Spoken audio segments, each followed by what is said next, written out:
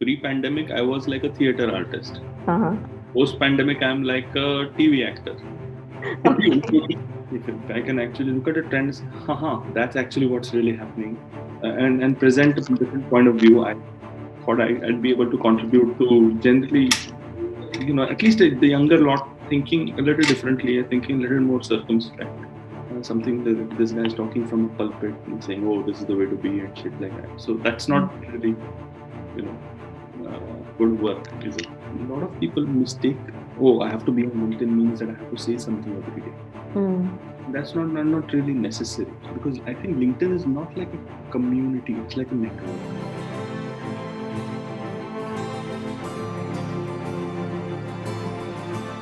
Apart from YouTube, newspapers, and TV channels, podcasts have become a new medium to express yourself.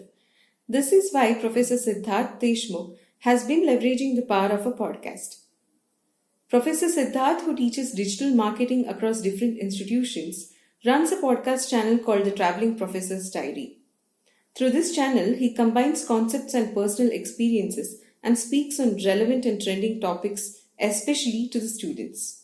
Today, we speak to him about how situation has changed after the pandemic and why he chose to do a podcast over YouTube. The reason why I chose to do a podcast over a video Yeah. is because I think that video requires a different kind of attention and podcasts require a different kind of attention.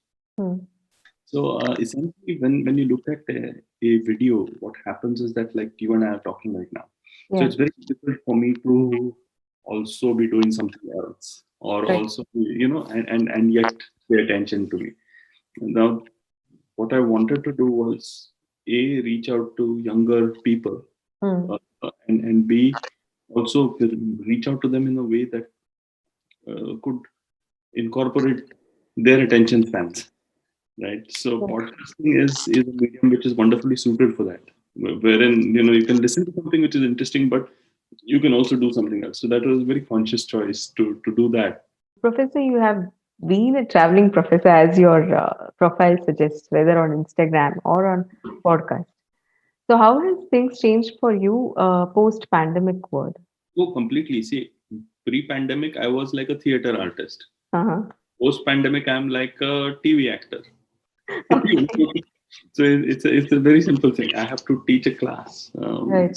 sitting in this room, and I teach various kinds of MBA or undergrad or working professionals and stuff like that. And uh, so it literally is that in a classroom, I'm moving about and interacting with people, and sort of the whole level of engagement is very different. Over here, I have to break out people into rooms, Mm. give little tasks, and then get people to raise their hands like this and Yes. talk. So there is an adjustment period. Thankfully, I had taught online from a long time because of digital, my interest in digital. So Yes. I could make the transition easily. But the difference is from theater artist to TV actor. Mm. That's very great to know. So, can you tell us the story behind starting podcasts? Sure. So what used to happen was when I taught, especially at MICA and SPGen and all of that, what used to happen was students used to say, "Hey, you said something really interesting. Mm-hmm. Like, can you explain that?" So we used to go down to the cafe or the canteen and sit over there, and then we used to have these discussions. And then Right. a lot of people said, we'd love to hear from you beyond the classroom, on whatever, because a lot of times in the classroom you're talking purely about the concept itself. True. Yes. Sometimes an application of what's happening in the world and a connect to some theoretical concept uh, Is left. to connect better, right? Yeah. So that was in the back of my mind. Mm-hmm. uh, I was interviewed by Karthik Nagarajan, who Okay. runs a podcast called Filter Coffee, because he Right. found me interesting. So he said, Mm-hmm. "Come," and so we did this at IBM. And while we were doing it, Mm-hmm. the co-founder of IBM said, "Hey, why don't you do a podcast yourself?" So I said, "Okay, that I sounds interesting, but Mm-hmm. I'm not from Mumbai. I'm from Pune and London, and I'm the traveling professor. So I keep traveling. So what do I do? So she said, we'll fit you up with a mic and you can go and you don't need to interview anybody. You just rant away for about 4 or 5 minutes and Yeah, it'll be okay. That's good. It'll be a new type of podcast. true. So those are the origins of the podcast. I Now I know. think today is the 90th episode for. Episode, yes. I was going through your podcast episodes and I found the topics very interesting. They're relevant, they're current. And how do you choose these topics? Right Okay. from they are ranging from digital marketing space to the current topics like Tanishq ad also. You've spoken about Hmm. Tanishq ad Hmm. as well. Hmm. How do you choose them? Okay, so what I find is that most people are very reactive to trends. True. So, like everybody else, I also read, the news and understand trends. But Mm-hmm. what I like to do is go beyond the superficial reaction to a trend and actually try to figure out, what's really happening. Yes. And I thought that if I can do that, if I can actually look at a trend and say, haha, that's actually what's really happening. So, Mm-hmm. and present a different point of view, I thought I'd be able to contribute to generally, at least the younger lot thinking a little differently, thinking a little more circumspect. Great. Uh, so that's the. Right. In And one a of lot of times, actually, my students reach out and tell me, "Hey, why don't you talk about this?" talk about this. Yes, So yeah, so that's what happens too. I know.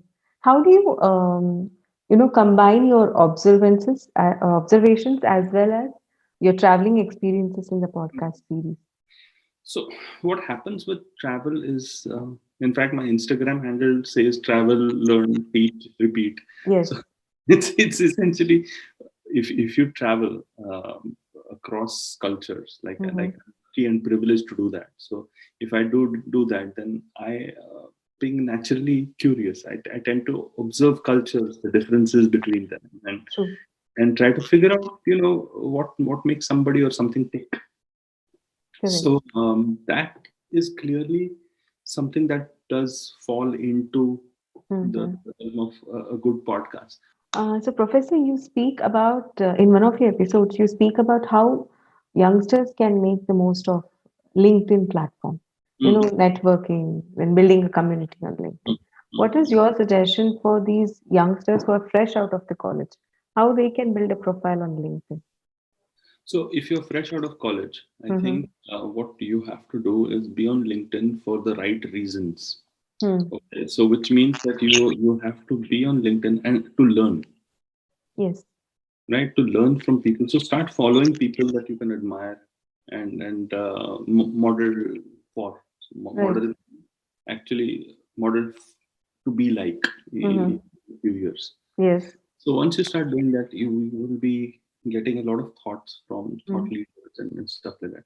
The Mm-hmm. second thing is understand that LinkedIn, like any other social medium, is full of people also trying to bullshit their way through. I so know. try to avoid that. Mm-hmm. Understand who's full of substance and who's full of stupidity or faff. I So that's another thing. I think that a lot of people mistake, oh, I have to be on LinkedIn means that I have to say something every day. know. That's not really necessary, because I think LinkedIn is not like a community, it's like a network. Yes. And most people don't understand the difference. Like Facebook encourages the community type of behavior, Right. while LinkedIn encourages the networking kind of behavior. Behavior. Yeah. So I think the whole idea should be, okay, learn for the next. Not everybody needs to speak on LinkedIn. In Mm-hmm. fact, if lesser people spoke on LinkedIn, it will be way better. Yes. It is. But the fact is that if you're young and if you want to be on LinkedIn, then I think it's probably better for you to just follow people who inspire you Mm-hmm. and learn from them, maybe, and also just try to develop a point of view. Right.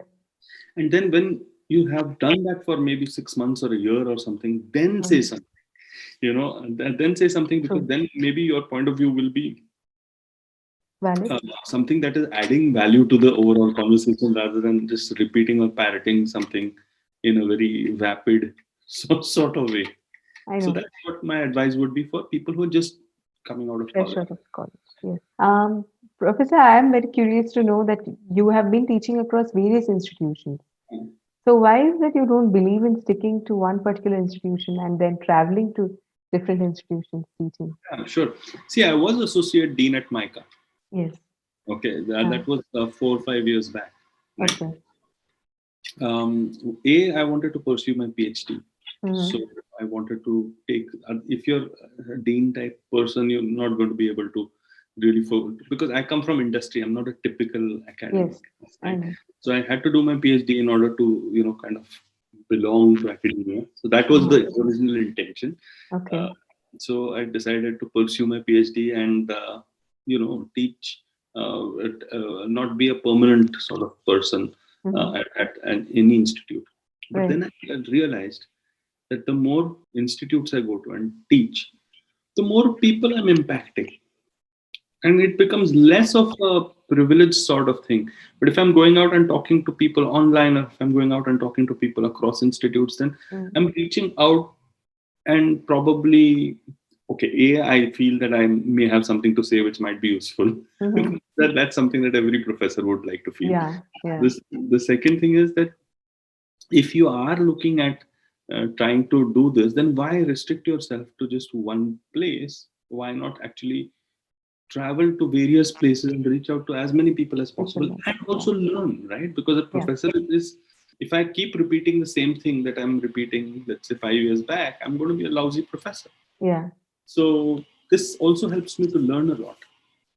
Great. So that then it has turned out to be a very fortuitous choice Mm-hmm. of doing this. So that's why I do this. That's why I travel. Great. So it was nice talking to you, and thanks for spending time. Thank you for watching this video. Don't forget to like, share, and subscribe for our channel Edexlive.